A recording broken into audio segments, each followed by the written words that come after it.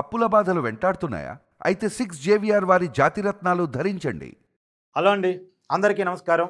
నేను మీ కట్టా కార్తీక్. వైసీపీ అధికారంలో ఉన్నప్పుడు జరిగిన స్కాముల్లో ఆడుదాం ఆంధ్ర స్కామ్ ఒకటి.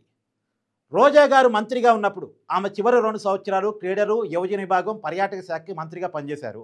ఆమె మంత్రిగా ఉన్నప్పుడు శాప్ చైర్మన్గా బైరెడ్డి సిద్ధార్థరెడ్డి ఉన్నప్పుడు జరిగినటువంటి స్కామ్ ఇది. దాని మీద విజిలెన్స్ ఎంక్వైరీ పూర్తయింది. ఇవాళ డీజీపీ గారి టేబుల్ మీదకి రిపోర్ట్ రాబోతూ ఉంది.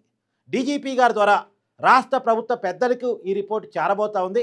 రాష్ట్ర ప్రభుత్వ పెద్దలు దీని మీద ఎలాంటి ఎంక్వైరీ చేస్తారని చూడాలి. కానీ మనకు అందుతున్న సమాచారం ఏసీబీ ఎంక్వైరీ వేయబోతున్నారు అనేటువంటిది. ఏసీబీ ఎంక్వైరీ ఒక్కసారి వేసిన తర్వాత గవర్నర్ గారి పర్మిషన్ మేరకు ఏసీబీ కేసు నమోదు చేసే అవకాశం ఉంది ఆర్కే రోజా గారి మీద. 17A నిబంధన కింద ఏసీబీ గవర్నర్ గారి పర్మిషన్ తీసుకొని ఆర్కే రోజా గారి మీద, మాజీ మంత్రి గారి మీద కేసు నమోదు చేసే అవకాశం ఉంది. అలానే బైరెడ్డి సిద్ధార్థరెడ్డి మీద కూడా కేసు నమోదు చేసి విచారించే అవకాశం ఉంది. అయితే వీళ్ళు అరెస్ట్ చేస్తారంటే అంత ఈజీ కాదు. ఎందుకు అంత ఈజీ కాదన్నది కూడా మీకు క్లియర్గా వివరించే ప్రయత్నం చేస్తాను. ముందుగా అవి ఏంటి స్కాము అనేది క్లియర్గా మీకు ఎక్స్ప్లెయిన్ చేస్తాను. అంటే నిజానికి ఆడుదాం ఆంధ్ర కాన్సెప్ట్ డిజైన్ చేసింది ఐపాక్ టీమ్.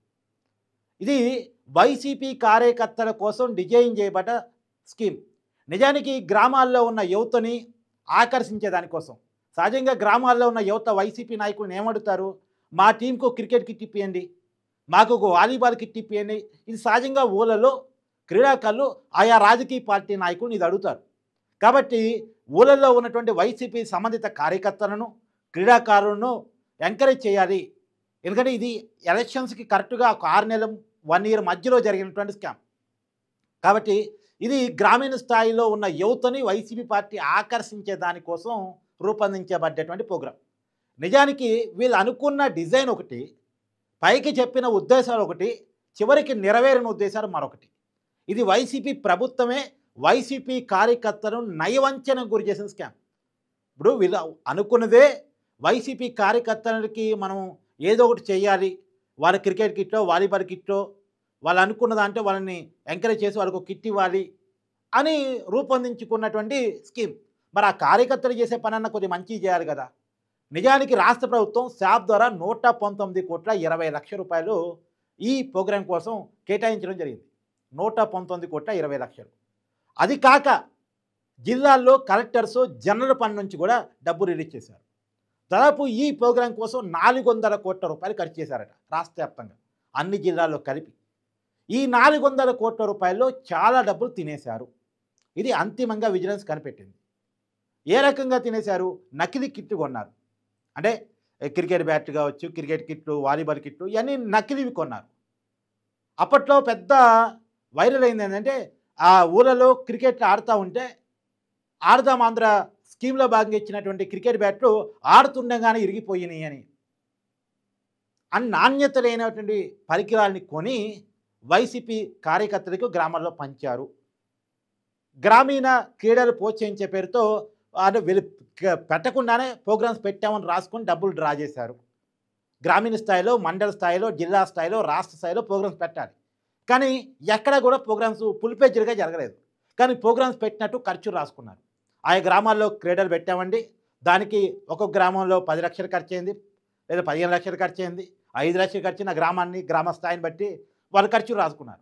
ఒక జిల్లాలో జిల్లా మొత్తంగా ఓ 4 కోట్లు ఖర్చు అయింది. నిజానికి ఖర్చు అయింది ₹1 కోటి. 4 కోట్లు. ఆ 4 కోట్లు ఏంటంటే క్రీడాకారులకి ప్రైజ్ మనీ, వాళ్ళకి భోజనాలు, గ్రౌండ్ క్లియరెన్సు, అంటే గ్రౌండ్ బాగు చేయాలి కదా క్రీడలు పెట్టాలంటే దానికోసం, ఇలా రకరకాల ఖర్చుల కింద. తర్వాత ఆటోమేటిక్గా క్రీడా వస్తువులు, క్రీడా పరికరాలు, ఇందాక చెప్పినట్టు క్రికెట్ కిట్టు, వాలీబాల్ కిట్టు, ఇవన్నీ కూడా వీటి కింద ఖర్చు రాసుకొని డబ్బులు డ్రా చేశారు. కానీ ఖర్చు పెట్టింది అంత కాదు అనేది. అయితే ఇది పేరుకి 119,20,00,000 వరకే విచారణ చేస్తున్నారా? మొత్తం 400 కోట్లు విచారణ చేస్తున్నారా? 400 కోట్లు విచారణ చేస్తే జిల్లా స్థాయి కలెక్టర్లు కూడా దీంట్లో ఇరక్కపోయే అవకాశం ఉంటుంది.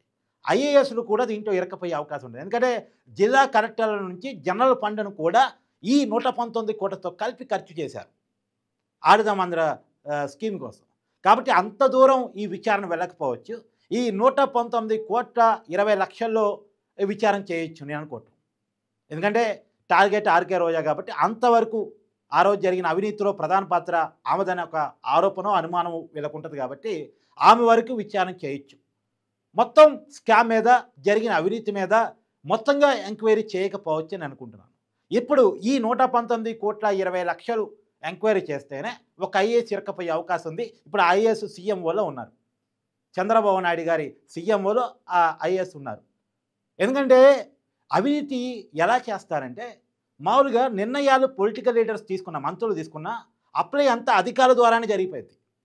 అమలు మొత్తం కూడా అధికారుల ద్వారానే జరిగిపోయింది.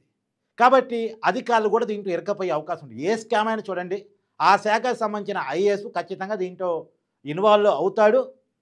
అతను ఇరకపోయే అవకాశం ఉంటుంది. మరి అతను తప్పియడం కోసం అతను అప్రూవర్గా మారిపోయి నేను ఆ రోజు చెప్పానండి కానీ వినలేదు, నన్ను ఫోర్స్ చేసి సంతకం పెట్టించారు. ఎందుకంటే ఇక్కడ ముఖ్యమంత్రి గారి ఇన్వాల్వ్మెంట్ కూడా ఉంది అనేది. ముఖ్యమంత్రి గారి ఇన్వాల్వ్మెంట్ ఏ రకంగా ఉందంటే ఈ కాన్సెప్ట్ డిజైన్ చేస్తున్న ఎవరు? I-PAC team. ఐపాక్ టీం అంటే చెవిరెడ్డి భాస్కర్ రెడ్డి గారి టీం. అంటే ఐపాక్ టీం అంటే ప్రశాంత్ కిషోర్ టీం అనుకోకండి.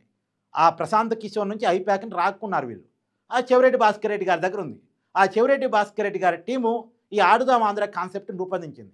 దీనివల్ల మన పార్టీ గ్రామ స్థాయిలో యువత మన పార్టీ ఓట్ల వైపు ఆకర్షించే అవకాశం ఉంటుంది. కాబట్టి ఈ స్కీమ్ బాగుంటుంది అని చెప్పేసి ఒక డిజైన్ రాష్ట్ర ప్రభుత్వానికి ఇచ్చింది. దానికోసం రాష్ట్ర ప్రభుత్వం ఐపాక్ టీంకి 50 లక్షలు చెల్లించింది. ఈ కాన్సెప్ట్ రూపొందించి ఇచ్చినందుకు గాను 50 లక్షల రూపాయలు ఇచ్చింది. చూడండి, ముందు నుంచే స్కామ్ ఉంది చూడండి. తర్వాత దీని మీద ముఖ్యమంత్రి జగన్మోహన్ రెడ్డి గారు 2 సార్లు రివ్యూలు జరిపారట. ఈ స్కీమ్ ఎలా అమలవుతుంది, ఏంటి, అంత బాగుందా లేదా, ఏ వస్తువులు ఏ క్రీడాకారులకి అందుతున్నాయి, గ్రామీణ స్థాయిలో జరుగుతున్నాయా లేదా, సచివాలయ స్థాయిలో. నిజానికి సచివాలయ స్థాయి నుంచి అనుకున్నారు. ఇది సచివాలయ స్థాయి, మండల స్థాయి, జిల్లా స్థాయి, రాష్ట్ర స్థాయి పోటీలు అనుకున్నారు. తర్వాత రాష్ట్ర స్థాయి పోటీలు పెట్టిన తర్వాత ముగింపు వేడుకల మీద కూడా చాలా పెద్ద ఆరోపణ. ముందు ఖర్చు 2 కోట్లు అనుకున్నారు, తర్వాత 3 కోట్లు అనుకున్నారు, 5 కోట్లుగా పెంచారు. ముగింపు వేడుకల కోసం 5 కోట్ల రూపాయలు ఖర్చు చేశారు. 5 కోట్లు నిజంగా ఖర్చు అయినాయా అంటే క్వశ్చన్ మార్క్. జబర్దస్త్ ఆర్టిస్టులను తెప్పించారు, వాళ్ళకి పేమెంట్ ఇచ్చామని చెప్పారు. మొత్తానిగా చాలా లెక్కలు రాశారు. ఆ లెక్కలని నిజమేనా కాదా అనేది ఇప్పుడు విజిలెన్స్ రిపోర్ట్ రాబోతూ ఉంది. ముగింపు వేడుకల కోసం 5 కోట్లు, జిల్లాల్లో జరిగిన క్రీడల పేరుతోటి ఇష్టం వచ్చినటువంటి రాతలు, వాళ్ళు ఇష్టం వచ్చింది రాసుకున్నారు. ఒక జిల్లాలో ఇంత ఖర్చయింది, దానికి సంబంధించిన బిల్లులు కూడా సబ్మిట్ చేశారు. కానీ ఆ బిల్లులో వాస్తవికత లేదు అనేటువంటిది ఇప్పుడు విజిలెన్స్ నివేదికలో తెలియవస్తూ ఉంది. అయితే ఇప్పుడు ఏ మేరకు కేసు నమోదు చేస్తారు, ఏ మేరకు చర్యలు తీసుకుంటారు? ఎందుకంటే చాలా విజిలెన్స్ నివేదికలు ఉన్నాయి. ఇప్పుడు ఉదాహరణకి గుడివాళ్ళు కొడాలి నాని దాదాపు 100 కోట్ల మట్టి తవ్వకాలతో అవినీతికి పాల్పడ్డాడు అనేది విజిలెన్స్ నివేదిక ఉంది. దాని మీద ఇంతవరకు చర్యలు. గన్నవరంలో వల్లభనేని వంశీ మైనింగ్ ద్వారా 200 కోట్ల లబ్ధి పొందాడు అనేది విజిలెన్స్ నివేదిక ఉంది. దాని మీద పరదల పాలపు లేదు.